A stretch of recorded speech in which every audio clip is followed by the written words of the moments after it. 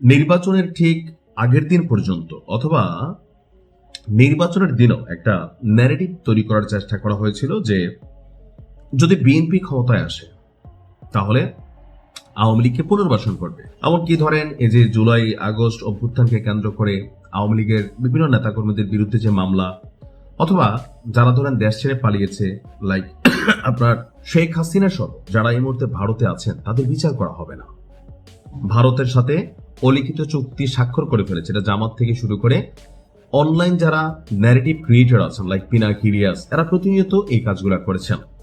তো জনগণের মধ্যে একটা অংশ এটা চিন্তা করছে যে আসলেই সম্ভবত এমন কিছু হবে, মাফ করে দিতে পারে। কিন্তু ক্ষমতায় যাওয়ার 24 ঘন্টার মধ্যেই শেখ হাসিনাকে নিয়ে কঠোর মন্তব্য করেছে আপনার বিএনপির পক্ষ থেকে, যিনি দলটির খুবই গুরুত্বপূর্ণ ভূমিকা পালন করেছেন, স্থায়ী কমিটির সদস্য সালাউদ্দিন আহমেদ এবং জনাব তারেক রহমান। তো সালাউদ্দিন আহমেদের বক্তব্যটা কি? ক্ষমতাচ্যুত প্রধানমন্ত্রী শেখ হাসিনাকে বিচারের মুখোমুখি করতে ভারতের কাছে আনুষ্ঠানিকভাবে যে ভারত বাংলাদেশ সেই চুক্তি অনুযায়ী তারা অনুরোধ করবে, অর্থাৎ বিএনপি সরকার ভারতের কাছে শেখ হাসিনাকে ওই বন্দি বিনিময় চুক্তি হিসেবে ফেরত চাইবে। তো তারেক রহমান বলছেন এই ফেরত চাওয়ার প্রক্রিয়াটা আইন যেভাবে করা আছে ঠিক সেভাবেই হবে, অর্থাৎ আইনে যা আছে সেই প্রক্রিয়াকে করেই তারা ফেরত চাইবে।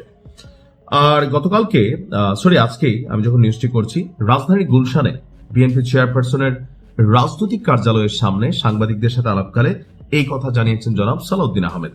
তিনি বলছেন যে আমরা আইন অনুযায়ী শেখ হাসিনার যে প্রত্যর্পণের দাবি সেটা আমরা জানাবো।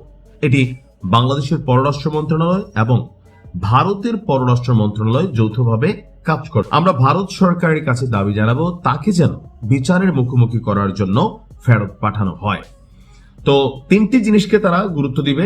প্রথমত সেটা হচ্ছে আইনের শাসন প্রতিষ্ঠা, দেশের অর্থনৈতিক সমৃদ্ধি এবং দুর্নীতি নির্মূল করা। তো জনাব তারেক রহমান একই কথা বললেন যে আইন মেনে আপনার শেখ হাসিনার প্রত্যর্পণ চাইবে মানে বিএনপি। এখন ভারত কি আসলে শেখ হাসিনাকে ফেরত দেবে বা বিএনপি কে আসলে শেখ হাসিনার সুযোগ পেলে বিচার করবে? 100% করবে।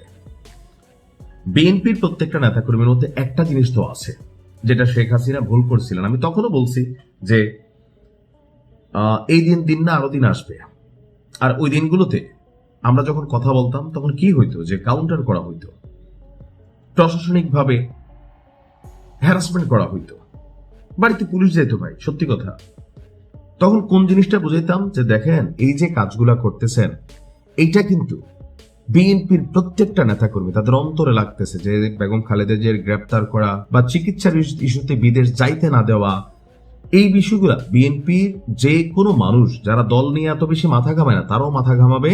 কখনো আপনাদের জন্য এরকম বাটে আসলে, সুযোগ আসলে বিএনপি আপনাদের বিরুদ্ধে অবস্থান নেবে, সেটাই তো বাস্তবতা। তো আজকের দিনে যদি বিএনপি সুযোগ পায় শেখ হাসিনাকে ঠিকই জেল খাটাবে, এটাতে কোনো ভুল নাই। কেন ভুল নাই? ওই যে মায়ের ইস্যু, জনাব তারেক রহমানের কাছে তার মায়ের যে ইস্যু, অথবা ধরেন তিনি দীর্ঘদিন দেশে আসতে পারেন নাই, তো সবকিছু মিলিয়ে আওয়ামী লীগকে যদি বিচারের সুযোগ হয়, বিশেষ করে শেখ হাসিনা, ওবায়দুল কাদের, এরকম আরো বেশ কয়েকজন, যেমন লুৎফুজ্জামান বাবর দীর্ঘ জীবন তিনি কারাবরণে পড়ে গেছিলেন, তাই না?